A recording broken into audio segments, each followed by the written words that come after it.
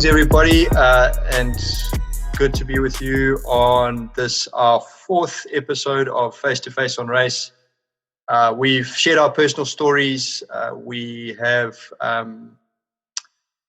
spoken about how the whole concept emerged. We've spoken about the agenda, what we're trying to achieve, broadly speaking, and we've also done a session on beginning with the end in mind. That was our last session, really just looking forward to what we're hoping for. So sharing our hopes with you. And in this session, this episode is titled White Privilege and Black Victimhood. So just the title alone probably gets your heart racing. These are hot topics, and they're not topics we want to shy away from. That's the whole point of this engagement. We want to really plunge in and get our hands dirty. And so we're going to spend some time just thinking through those two topics.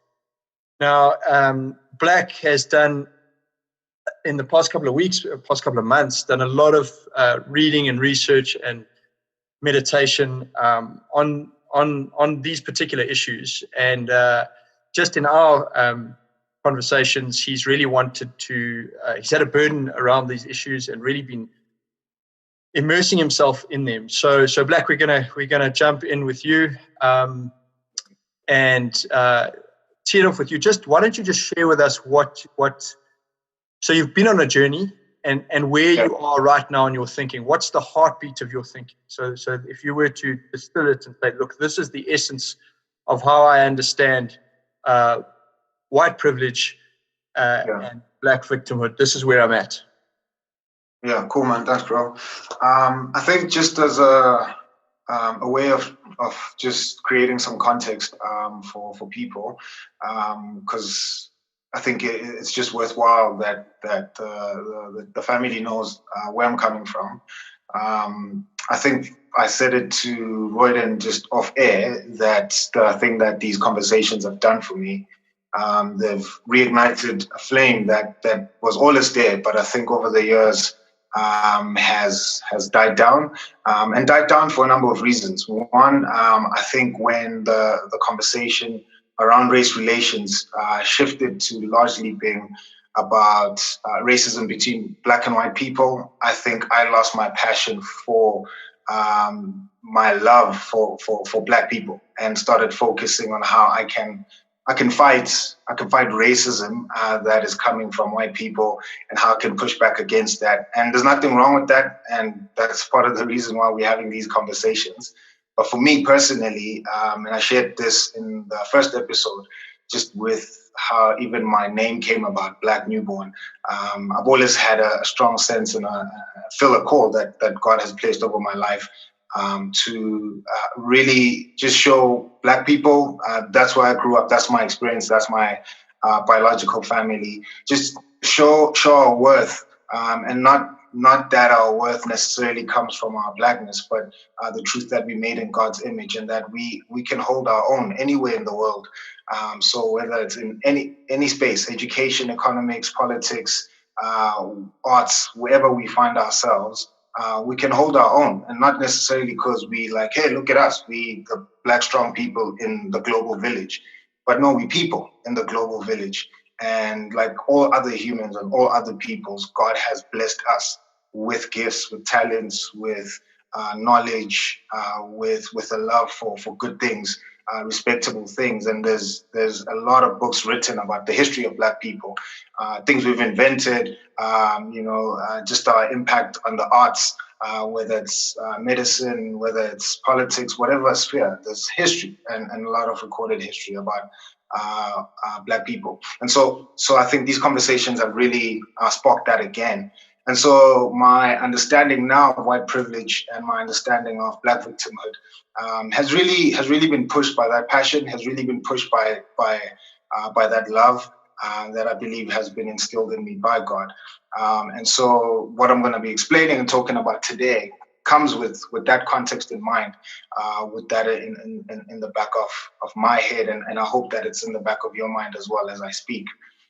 So again, like Royden said, white privilege and Black victimhood are very big things. And I think they've kind of dominated the conversation around race for us. So where I'm at currently now, and I'll start off with, it might be a shocking statement, but I'll obviously explain it. But I reject the idea of white privilege. I reject it wholeheartedly and completely. I think there's a lot of problematic things about the term white privilege, or the idea, the belief of white privilege. I think there's a whole lot of problematic things, even in relation to Black victimhood, which I'll speak about. But three things I just want to focus on, just so obviously that there's just a sense of direction and order. But the first reason why I reject white privilege, I think it softens the blow on racism. And we spoke about that in the previous episodes, and I'll elaborate more. But that's the first thing. It softens the blow on racism. As Christians, we want to call out racism where it is. It's evil. It's a bad thing. It's not supposed to be happening. And so we call as agents of truth, of love, mercy, and grace to call that out. So I think white privilege softens that. Secondly, I think what white privilege does, it aids and it continues as well the notion of Black victimhood.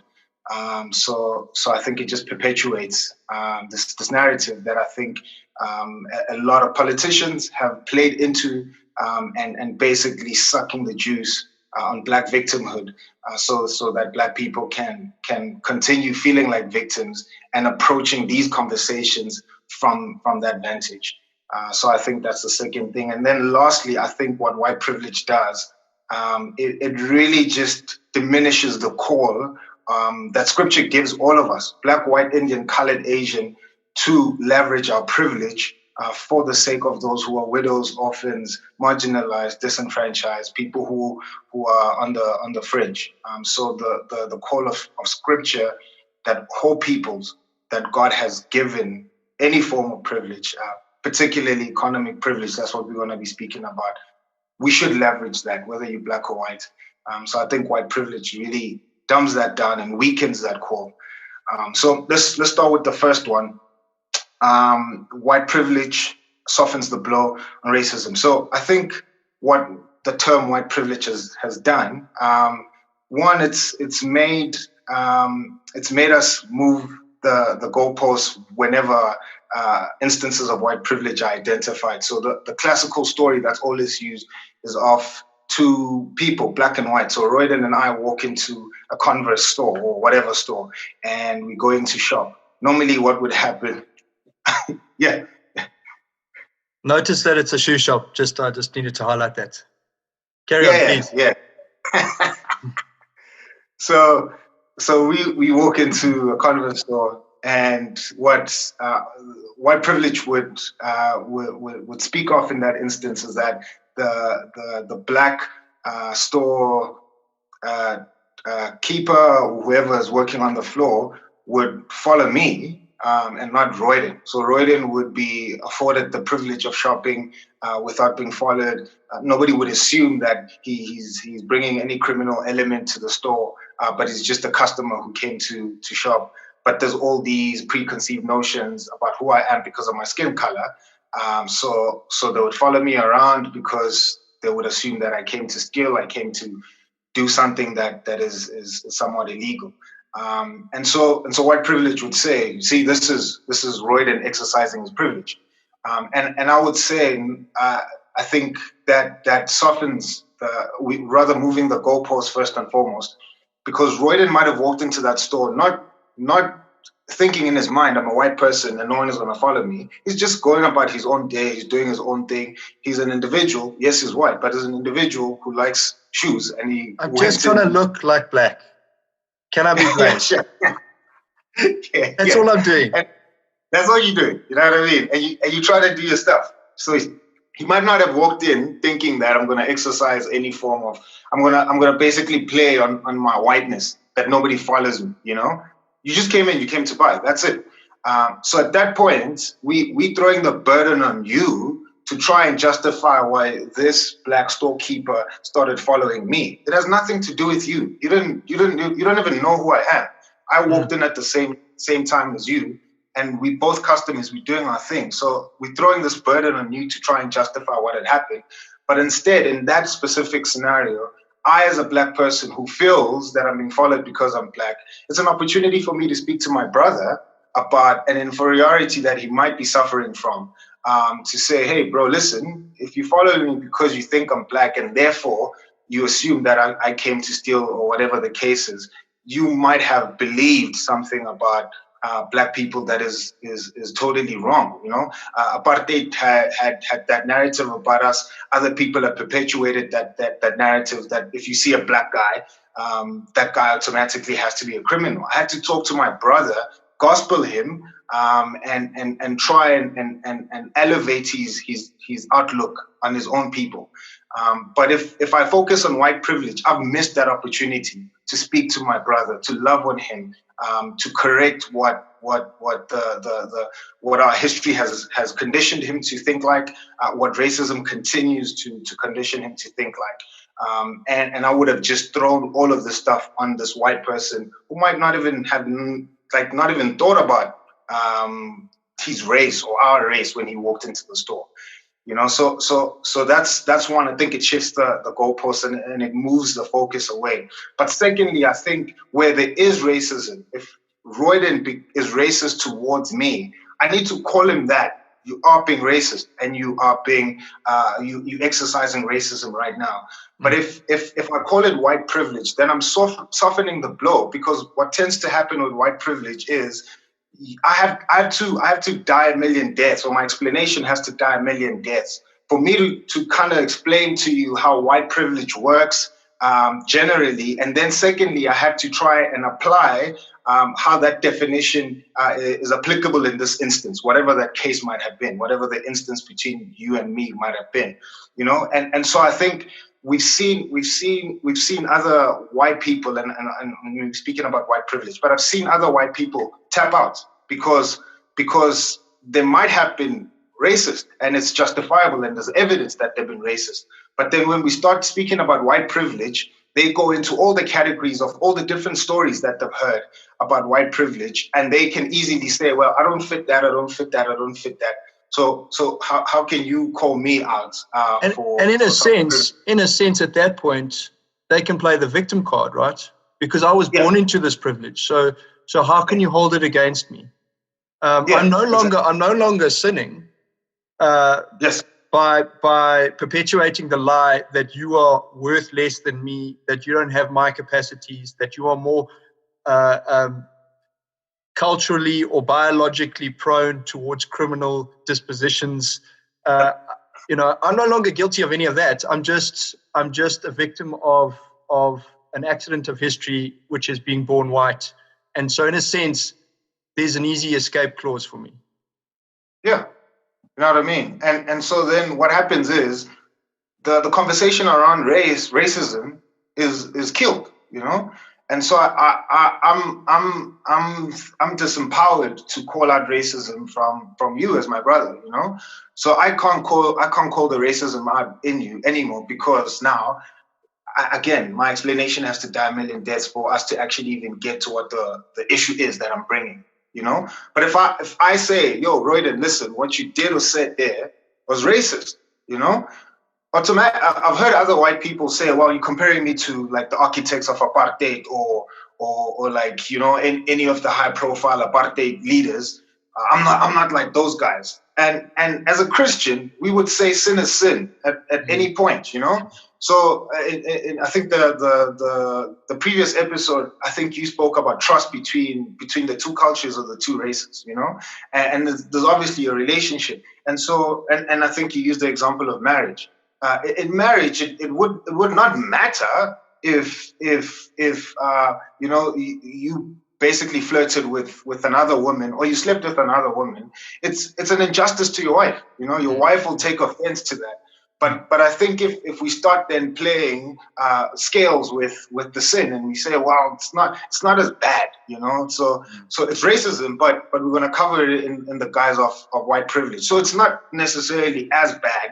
I think it really just diminishes the problem, and then it cuts all avenues or streams of connection between us, or communication between us. Because I felt that as a racist act towards me, But now I present it to you as white privilege, you justifying it. And so then I feel like, shucks, maybe I was wrong. Maybe this thing is not as bad as it is.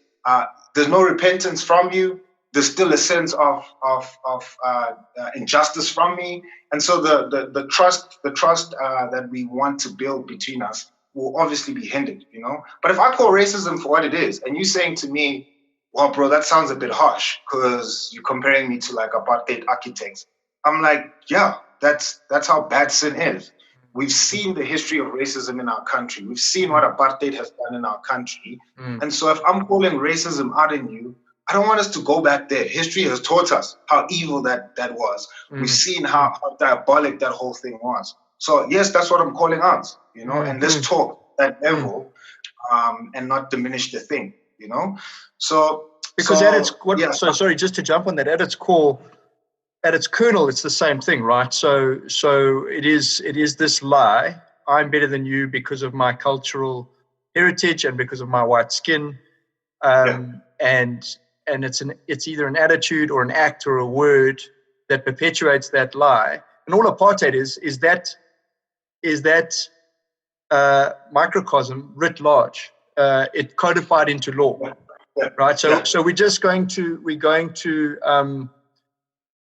build an infrastructure, a societal infrastructure that reflects what's in our hearts, and that we're going to call apartheid, right? So in that sense, we're saying, look, you might not be HF of Wood, but that's exactly where he started with that attitude, and so we want to call that out, right? That's what we say. Yeah. Sorry, carry on. So that's the first one. The first one is, look, this thing is actually unhelpful in treating the problem of racism. Yeah, it muddies the waters.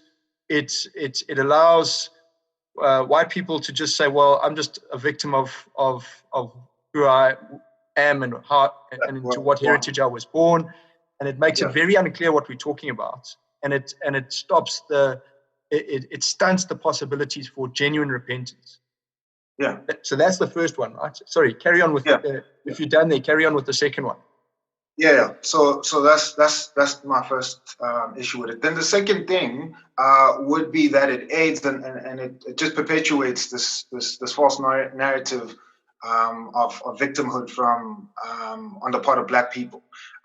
Yes, we acknowledge, and I acknowledge, you know, that we were victims of apartheid. You know, it's not like we were part and parcel of saying, hey, we want this thing upon us. We were oppressed, you know, and it was evil. It wasn't right. But I think after that, it's what I said in the talk we did at church, the Two Faces of Midrand. So I did a talk on the gospel and blackness, and I said that as much as it sounds wrong saying it, but the genius of apartheid is how do we continue enslaving Black people when apartheid is finished? You know, when the colonizers have gotten onto their ships and sailed back to Europe, how do we keep them enslaved when we're not even physically there? And I think it's with this narrative of victimhood that from now on, everything that I'm seeing, especially when it comes to race relations, as a Black person, I'm seeing it through the lens of me being a victim. You know, so I think that downplays the potential that God has given me, downplays the intellect God has given me, all the good gifts that God has instilled in me, when there isn't any visible form of an oppressive structure.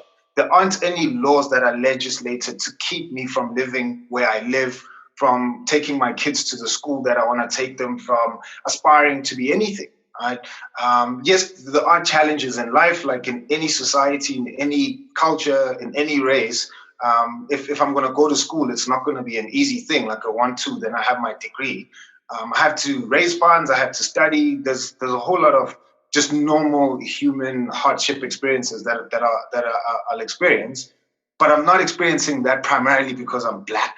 You know, I'm not experiencing difficulty in whatever area that I'm trying to grow in and achieve in, primarily because I'm Black, because there isn't any signs where I'm walking that says whites only or Blacks only anymore, you know, so there isn't any visible structure that is oppressing me. So I cannot continue believing that I'm a victim. and I'm operating from that stance.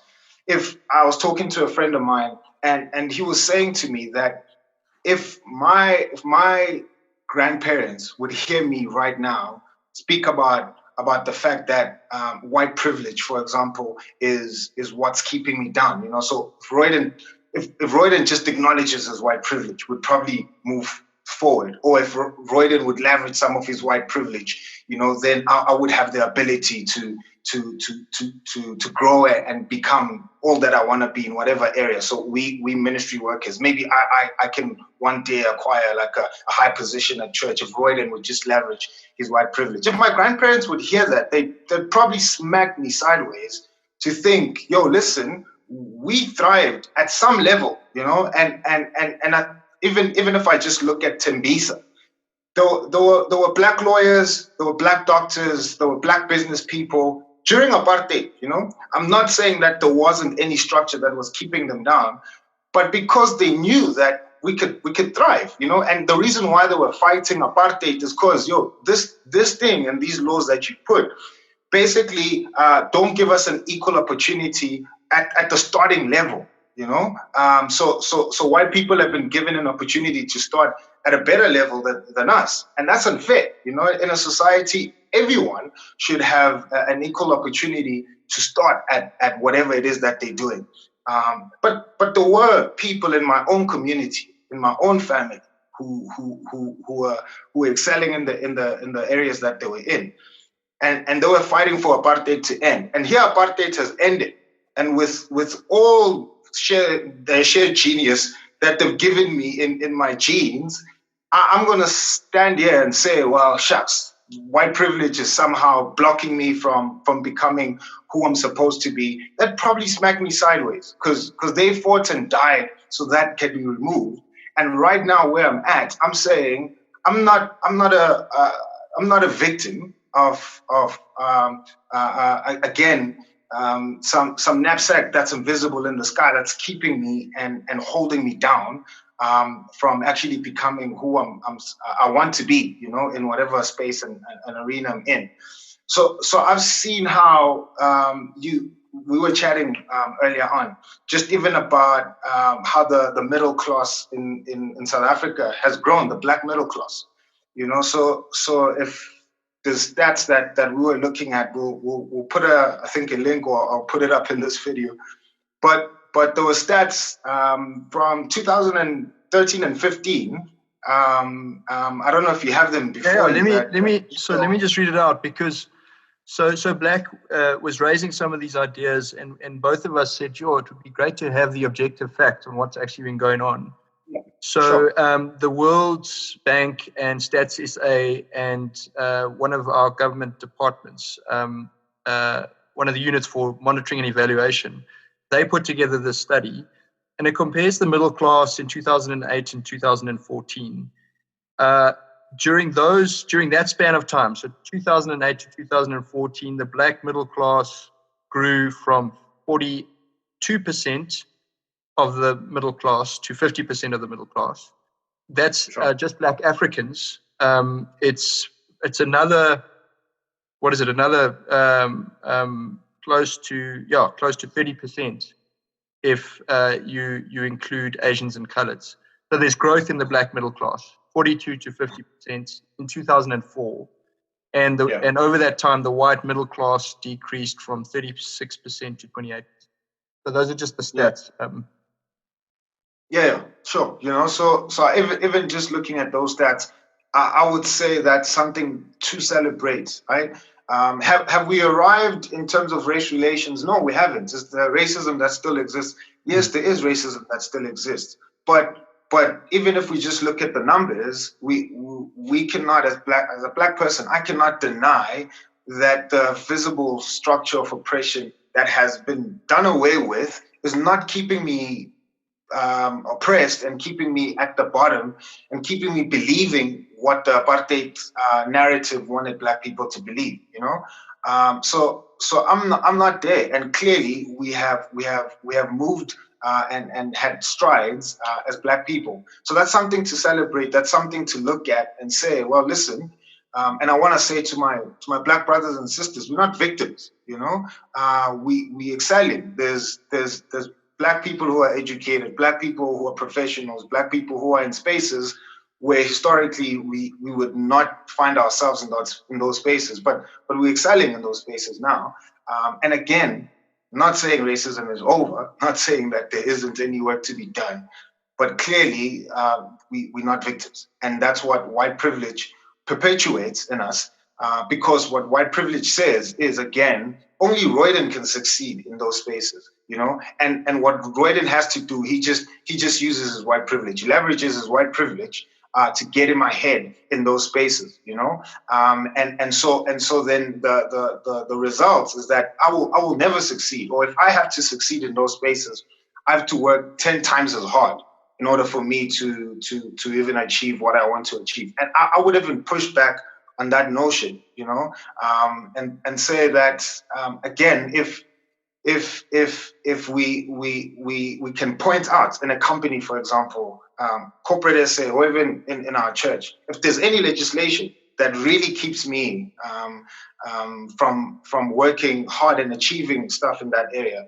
then yeah, there's a problem with that company. Let's go address that. Let's speak against that. But if there isn't any legislation, then you're dealing with racism in people's hearts.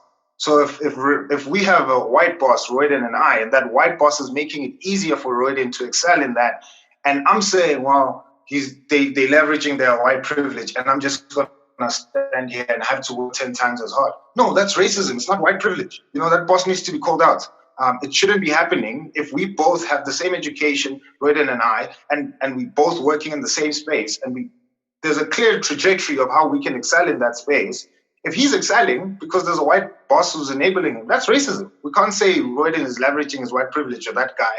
Again, we're softening the thing. That problem is never going to be dealt with in that company if we continue letting that happen. And I'll continue playing the victim, and I will just have this white privilege idea as justification for why I need to continue working 10 times as hard,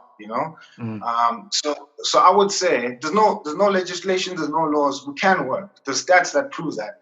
And personally, I want to do more work and more research in actually just highlighting this truth and how far we've come as Black people in South Africa. I mean, there's still more to say on that point, but I'll just move on to the third one. So let me just bounce back at you and just help me understand if I'm hearing you correctly. Yeah, we're saying white privilege is a very nebulous, ephemeral thing to understand, so it plays into one of the reasons you are advocating against it is it plays into the idea of Black victimhood, and part of the problem with that is that is perpetuating. If that's your core identity, so my core identity is now victim. It's not to say there weren't heinous things perpetrated in the past or even current acts of racism, but that's no longer the person's core identity. That's what you're saying. Yeah. And if you believe that that's your core identity, well, then you're saying the person is powerless. So I'm buying into the lie that I'm powerless. I'm buying into the lie that I'm useless. I'm buying into the lie that I can never achieve because I'm Black. And that's just a perpetuation of apartheid ideology. And so this concept of white privilege is not serving the reclaiming of a biblical identity as one made in the image of God, a moral agent who can exercise their gifts to God's glory and has dignity before they've done a single thing, simply by the fact that they are made in the image of God, and that's their starting point. And so we want to do away with any kind of ideological framework that affirms, no, you are actually a victim of apartheid and you will never overcome that. You're a victim of your skin color. You will never overcome that. You are useless. It's part of your culture, and it perpetuates those sorts of lies. That's what I hear you saying. Is that right? That's what I'm pushing against, bro. And I think it's worth even saying here at this point before we move to the third one. It's worth saying that white people and black people are watching this, and so there might be a group of white people who hear this and they say, well, that's it, like I've always said that black people are complaining for nothing, there's no racism, and here's a black guy who's siding with me and proving that what I was saying was always right, and I would say to that white person, you're being racist right now, again, because you're using my skin color to justify what exactly I'm fighting against. Do you know what I mean? So you would say, here's a black guy, and this black guy agrees with me. Instead of treating me as an individual who's worthy because of the truth that I made in God's image, that I have my own thoughts, and that I'm trying hard to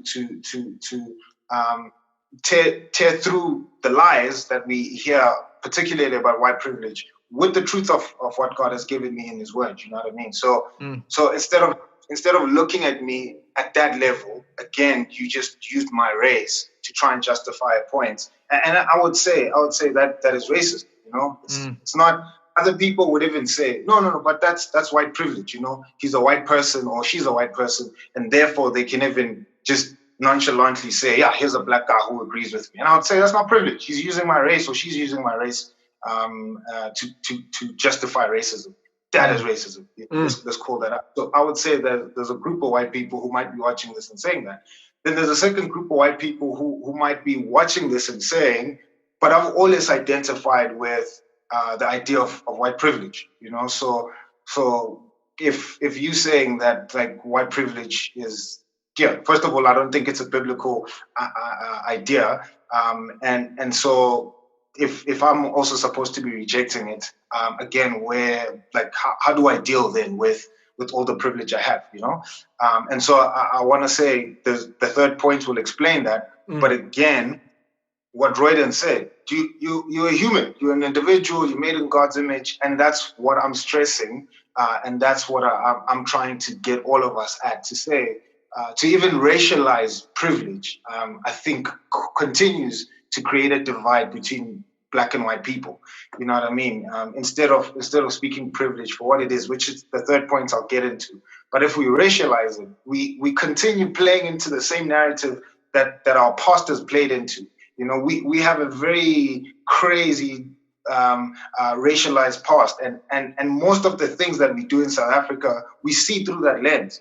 And part of the reason why we're having this conversation is that we want to see each other as made in God's image, and not necessarily because of see each other necessarily from our race, because that's what the country has been. That's what people perpetuate right now.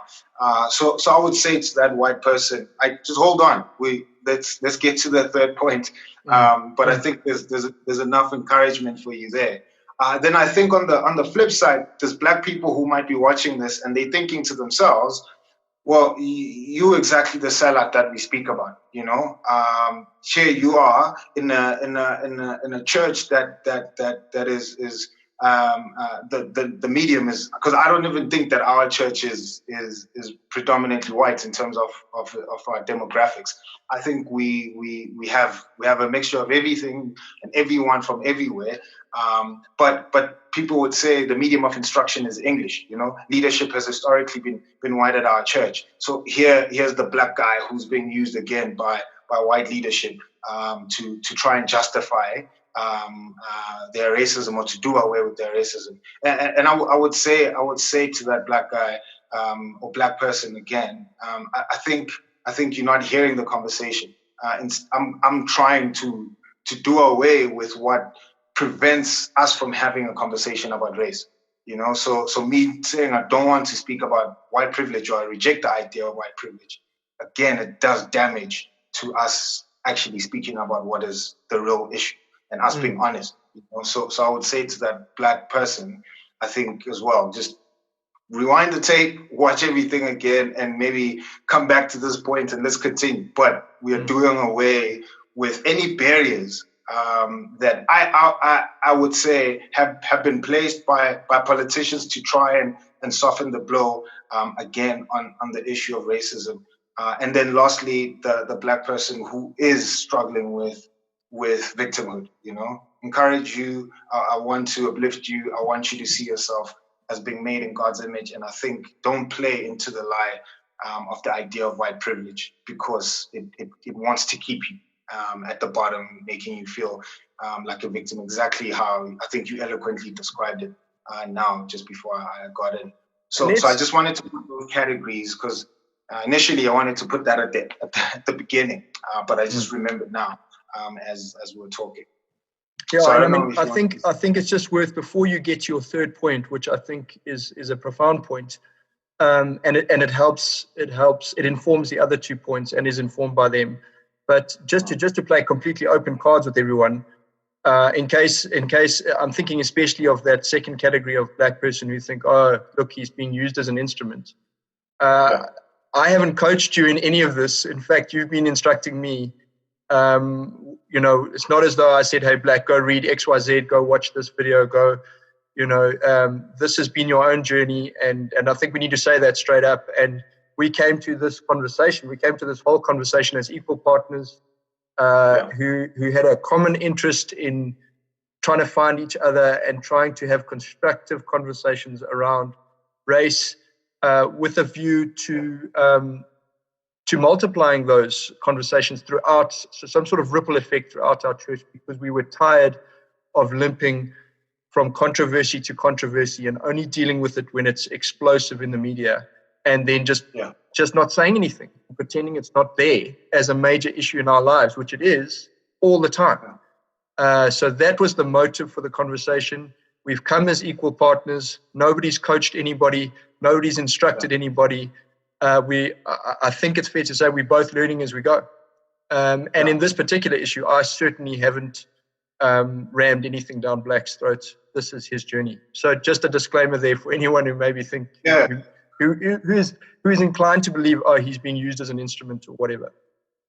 Yeah, and I mean, there's receipts, so.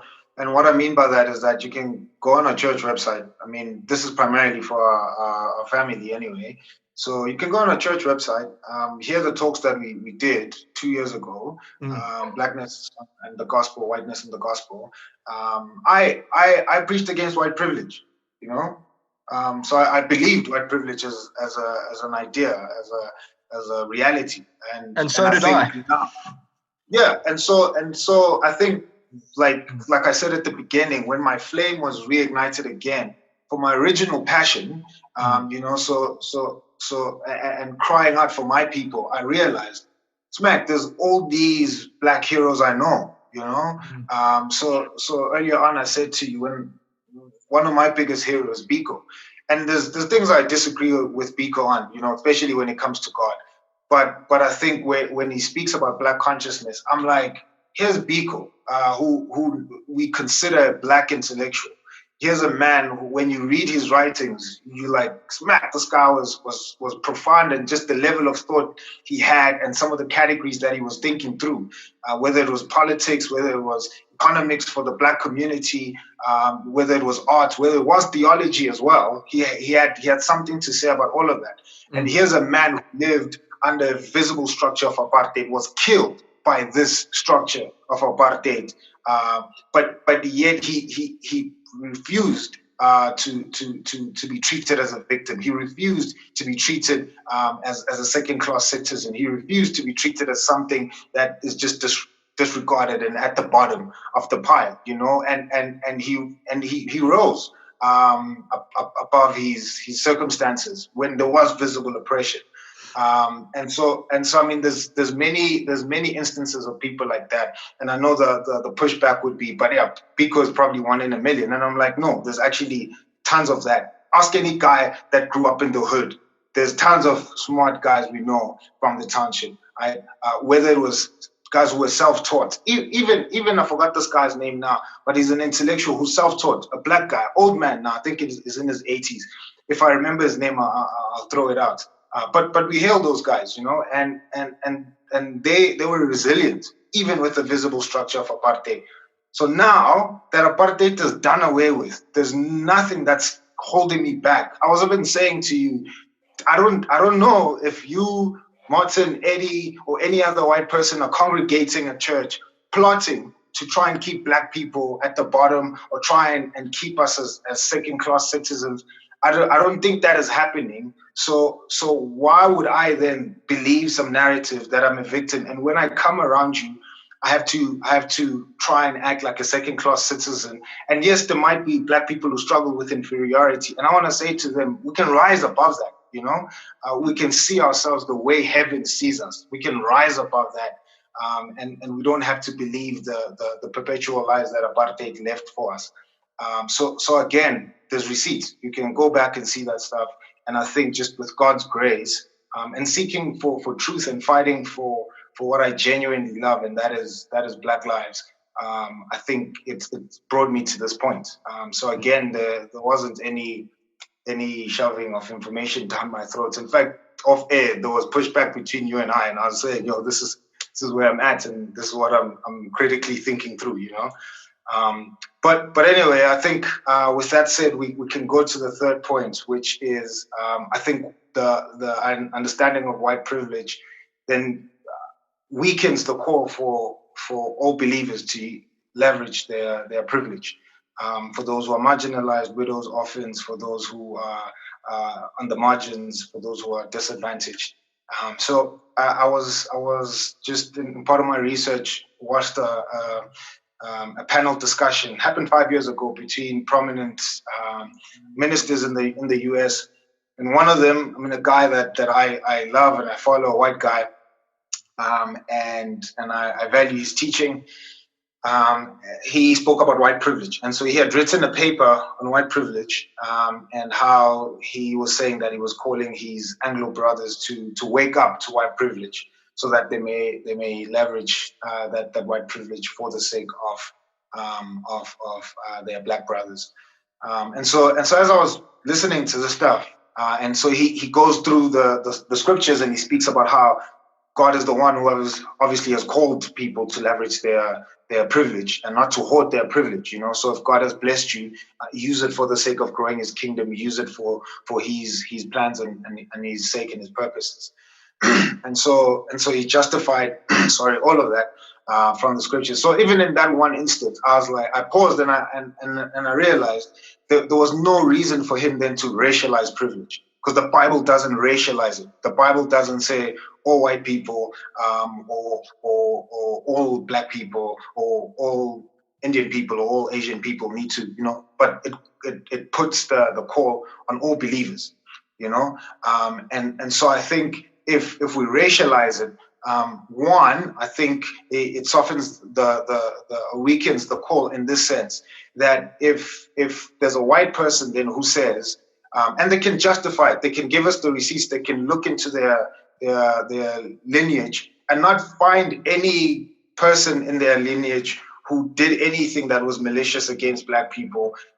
They might even find other people in their lineage who spoke against apartheid. So if I use you as an example in part 2 of episode 1, where you spoke about your story and just how your grandmother was, how your father was, I'm like, if you go down that route and you find more heroes like that in your family who spoke against injustice against other races and other cultures and fought and taught the preceding generations not to fall into that kind of ideology or belief, so you can get a white person who does that, and they say, well, that if that's the case, my family did not do anything malicious for us to gain this, but instead we worked hard, So why should I then leverage my privilege? Because there was no justification for me to do so. And I'm saying then that it weakens the call, because whether you have privilege now, you have economic privilege, you have money, use it. I don't think we should go down your lineage to see and justify why you should use it. No, it's God's command over your life as a Christian. If you are sitting at a point now where you are part of the middle or upper class in South Africa, where even that graph that Royden was referencing, there's a side of it that speaks about, that shows the numbers rather of the poverty in South Africa. And those numbers are staggering as well, So if there's those poor people in your congregation, in your community, Christchurch, Midrand, if we can identify the widows, the orphans, we can identify the people who are disenfranchised, people who are struggling in any way, and you have leverage, privilege. You need to leverage that privilege because you're a Christian, not because you're white, but because you're a Christian. God commands that over you. And I think then what that does, it raises the standard as well for Black Christians. Because I, as a Black Christian who might be part of the middle and upper class, I have privilege. I'm educated, I have a well-paying job, I live well. I can easily duck out of the command and say, well, it's for white people. White privilege has to leverage their privilege. Oh, Black, we lost you there, bud. Sorry, I got muted there. There was a call. But it again weakens the call then for Black believers. So if you are a Black Christian and you're privileged, leverage your privilege. You're a Christian. We're not going to call that Black privilege. We're not. We haven't. We're not going to do it. We're just going to call that privilege that has been given to you by God. So use it for the sake of growing God's kingdom, for the sake of expanding God's kingdom. So I think if we just play along the narrative of white privilege, it does away with that beautiful call that in God's wisdom, in his economy, in his providence, he's providing and helping all his people in various ways, and I think one of the clearest and most visible ways is bringing all of us into one family. And he's going to use all of us for each other's sake, for the sake of us painting this picture of how we've been reconciled in him to the rest of the world. You know what I mean? So we cannot have a person, Black, white, Indian, colored, Asian in our community who goes to bed hungry, and yet there's other people around us who have more than 5 loaves in their bread. If we know of that person, so that person is in our family, we know of them, they've made themselves visible to say, yo, I'm what James is speaking about when he's saying that true religion looks like taking care of people like me, right? So take care. We cannot say, well, as Black Christians, yo, guys, the white people with your white privilege, you need to adhere to that call. Our grandfathers did not profit from the old system. We're still trying to figure ourselves out. We can't do that. We cannot stand in front of the judge of the universe and use that as justification. God is going to say, I've enabled you to work. I've enabled you to earn what you have. You know what I mean? And so we need to Black, white, Indian, colored, leverage all of that privilege for the sake of helping God's body and his kingdom. So yes, there's obviously more to say there.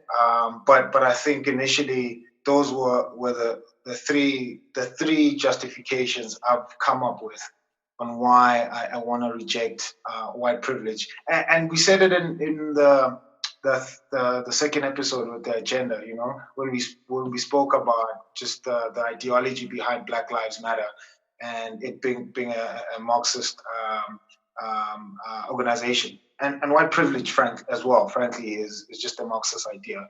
And it's that whole, there's those who are on top and the victims, which are the Black people, and the white people are the ones who are ruling. And so if we use those stats, the Black middle class has overtaken then the white middle class. So does that mean now that we have to try and work hard to now dethrone the Black middle class? No, we see that as progress. We celebrate that in light of everything that has happened, and just seeing how God is blessing us and how He's working in our country now post-apartheid, and how can we celebrate that and further that? How do we make sure that there's more Black people who are coming into that channel, or being part of the Black middle class, or even the Black elite? I know some of those graphs speak about that. How do we make sure we prosper as a country, as a nation, that we can compete with other nations?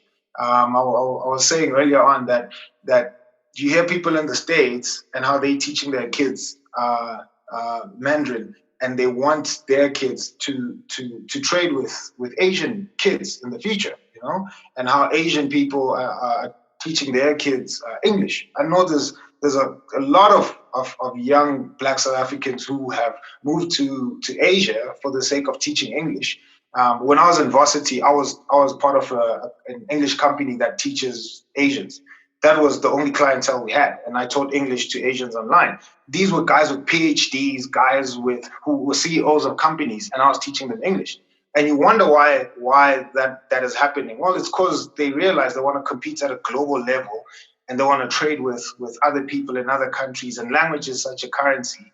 And so that's the stuff that I'm speaking about. How can we make sure that South Africa is strong? That all citizens of South Africa, Black, white, Asian, colored, that we all are at a level where we can compete with the rest of the world, you know? So we can't keep on perpetuating this victimhood and causing Black people to look at themselves as subpar. It's not just an injustice and an evil on Black people, but I think it's a disservice to us as a country, as a people. The stronger Black people are in this country, the stronger South Africa is. Amen. Amen. And I mean, we see that in our church. I mean, I just thinking of Black heroes in our church. I mean, if I think of that generation who would directly lived under those apartheid laws, and we've heard some of their stories about security police and about just the most inhumane acts you can think of, perpetrated towards them, towards their family members. And yet they would not see their core identity as a victim. And you just see in their personal, business, economic lives, just incredible flourishing. But even more than that, you see just a wonderful gospel success, a gospel flourishing, because in that generation, I can't think of a single exception. But just the way they've related to me as a white person. So it's just at a personal level, it's been nothing but grace and forgiveness and love and kindness. When, humanly speaking, they have every right to see themselves a core identity as victim and to be filled with nothing but hatred, bitterness, anger, and want nothing to do with me. And so I think, well, how does that happen? The only way it happens is to go back to what you were saying, which is they see their core identity as a son or a daughter of God in Christ. And that frees them. It frees them to flourish as business people, as teachers, as professors, as people of industry, and it frees them from carrying that bitterness, that anger that eats all of us alive. And you know what it does to me as a white person? It puts burning hot coals on my head in terms of that legacy of apartheid, where I've swallowed those lies. Where I've perpetuated so that pure racism that you were talking about earlier, where I've been tempted, or I have actually thought or spoken or acted in a way that says this Black individual doesn't have the same capacity as me, isn't quite on the same level as me, couldn't quite, if we put gifting to one side, couldn't quite do the X, Y, or Z simply because they're Black, not because of gifting. And it really makes me want to repent and of any kind of racism. And it shouldn't be surprising just because that's how God wins us. He wins us with this incredible forgiveness and grace and love. And I've seen that. I've seen it firsthand, experienced it firsthand from the Black people in our church. And I think especially, from right across the spectrum, but especially of that generation that lived under apartheid, and the incredible way in which they carry that burden, they carry those scars, but they bear those scars with such grace, and they don't let those scars define who they are. They have appropriated the identity that God has given them in Christ fully, and you see it. You see it working out beautifully in their lives. And then I tell you, it is such a motivation to kill every racist corner in my own heart, because Sure. because these people are so incredible in their love and their grace towards me. How can I possibly not reciprocate or treat them as if they're so much better than I am, right? As human beings, how could I possibly buy into the lie that they are lesser than I am? Yeah. And so I guess that's just piggybacking off what you were saying about the image of God and about victimhood as a negative concept. Yeah. Yeah, sure. No, totally. And I think I mean it's two things, but one, I just remembered the story you told of your father and how he interacted with, black guys in the mines, and how that changed his perspective, So he hears the propaganda being sold to you guys through the media, and on the ground he's dealing with real black people, and he's realizing these guys are exceptional.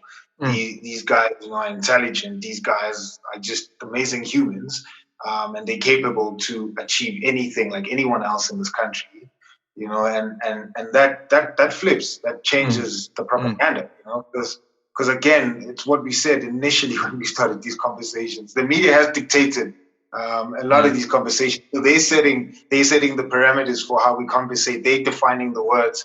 And so I think as Christians, we've also just been victim in taking that and not really just analyzing it, but not analyzing it thoroughly, So we analyze it to an extent, but because we one, don't want to offend people, two, we know it's sensitive ground, so we like trading very carefully. And I think it hasn't enabled us to really critique stuff and challenge it directly. And your experience with these black legends, I should call them, in our church, and again, the receipts are online, the interviews with them are online, get into. Sorry, it was another call. But their stories are really powerful, and you can hear how God has worked in their lives. I think it's telemarketers. Yeah, bro, it's Friday, hey? Yeah, somebody's trying to sell you a cell phone or an insurance policy. Yeah. Hopefully they don't call again. But just departing shots from me, bro. I think I don't want black people to hear this and think that one, I am undermining their pain and the gruesome racism that they've experienced, whether it's at work, it's at church, whatever space they find themselves in. I think racism is evil, and we should fight against it. And there is a level of our anger being justified. So whenever there's an injustice, whenever there's evil, that's our response. We will be angry. We will fight. And I think there has been anger. There has been a lot of pain that's been experienced. But again, the thing that I'm saying here is the reason why I'm doing away with white privilege is so that we can call racism for what it is, because of that pain, because of that anger that we experience as black people. So we do away with that so that we can deal with the issue in all honesty. And then secondly, and I thought about this when you spoke about how those black legends have treated you and have loved on you as a fellow brother, and have not exerted any revenge or treated you in any way that would say, well, this is what your people have done. And other people might hear this and think, again, and I keep on saying this, that the white man's religion is causing us to be sellouts. And I'm saying this is not a white man's religion. There's enough that we've said about that. But it's only Christianity that will do that to our hearts. It's only the gospel of Christ that does that to our hearts. And again, I will die next to you, bro, fighting this if it's on those grounds of the gospel. You know what I mean? And I will stand next to you as a soldier, and I will even fight my own people who look like me if that ground is attacked. I am what I am because of Jesus. I can appreciate my parents because of Jesus. And he's given me light and he's given me life. and it's given me a way to view all of these issues. My sensitivity for my own people is because of Jesus, and not primarily because I'm Black. So again, not diminishing your anger as a Black person. I'm not saying that your pain is not justified. In fact, I'm saying there's a better way for us to really speak about this and fight racism in a way that's going to uplift us as Black people and not keep us at the bottom as victims, of which we're not. So I just wanted to end with those shots, departing shots from my side. But yeah. Amen. I think that is a good word to close on. I think you've certainly rattled my cage when it comes to these categories, and amen to that gospel note at the end, bro. Cool, man. What have we besides Christ and His word? Folks, I hope that was helpful for you, and there's so much to meditate on there. And as we always have been saying throughout, we don't pretend this is the last word on anything. It's a grapple for all of us. Our only hope is that there'll be a ripple effect, and that you'll pick up the conversation in your spaces, and that the Lord will use this for our healing. Join us next time. I think we are looking at racism in the church. So another hot topic. It'll be good to be with you, and we'll speak again next week. Cool. Cheers.